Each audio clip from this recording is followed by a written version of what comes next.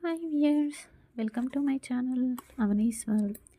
శ్రీ పరాభవ నామ సంవత్సరం గ్రీష్మ ఋతువు దక్షిణాయనం ఆషాఢమాసం కృష్ణపక్షం ద్వితీయ. ఈరోజు శుక్రవారం ధనిష్ఠ నక్షత్రం. ఈరోజు శుక్రవారం. ప్రపంచంలో స్త్రీ శక్తి ప్రకృతిలో అధికంగా ఉంటుంది. ఈరోజు లక్ష్మీనామాన్ని జపించాలి. ఓం మహాలక్ష్మియై నమః. ఓం మహాలక్ష్మియై నమః. ఓం మహాలక్ష్మియై నమః. లక్ష్మీదేవి అనుగ్రహం తప్పకుండా కలుగుతుంది. ఇక మన సంప్రదాయంలో భాగంగా మనకి సమస్యలు వచ్చినప్పుడు మన ఆత్మీయులతో పంచుకుంటాము. అలాగే గురువుల దగ్గరికి వెళ్ళి చెప్తాము సమస్య పరిష్కారం కోసం. పెద్దల సలహాలు తీసుకుంటాము. ఏవి కానప్పుడు ఆ భగవంతుని దగ్గరికి వెళ్ళి ఆ భగవంతుణ్ణి వేడుకుంటాము. దేవాలయాలు, గురువులు వీరి దగ్గరికి వెళ్ళి మీ సమస్యను చెప్పుకోండి. ఎలాంటి ఇబ్బంది ఉండదు. కానీ దేవాలయానికి, గురువు దగ్గరికి, దేవుణ్ణి పరీక్షించడానికి, గురువును పరీక్షించడానికి వెళ్ళకూడదు.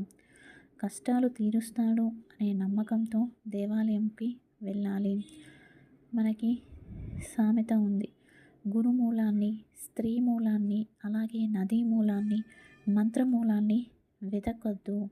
వెతకడానికి ప్రయత్నిస్తే అంత్యకాలం మొదలైంది అని అర్థం.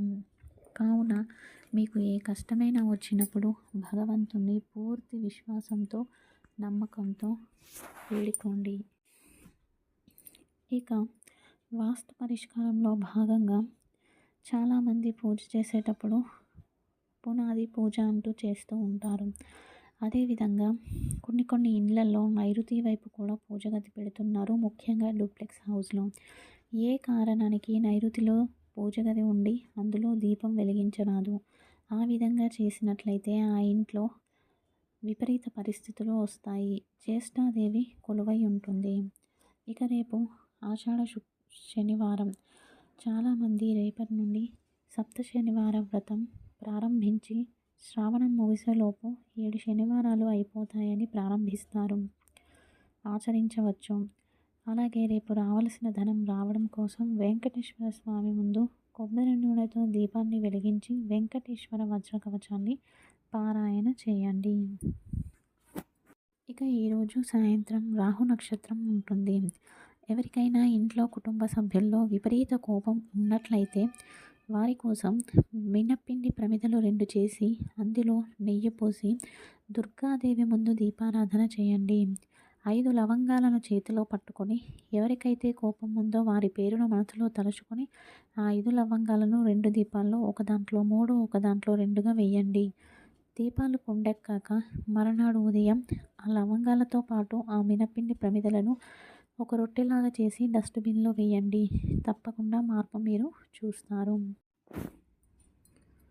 ఇక మీ జాతకంలో సునపయోగం ఉంటే, సునపయోగం అంటే జాతకంలో చంద్రుడు ఉన్న స్థానం నుండి ద్వితీయ స్థానంలో సూర్యుడు, రాహువు, కేతువు లేకుండా వేరే ఇతర గ్రహాలు ఉన్నట్లయితే వారు స్వయంగా కష్టపడి ఉన్నతాత్మకమైన స్థాయికి వెళతారు.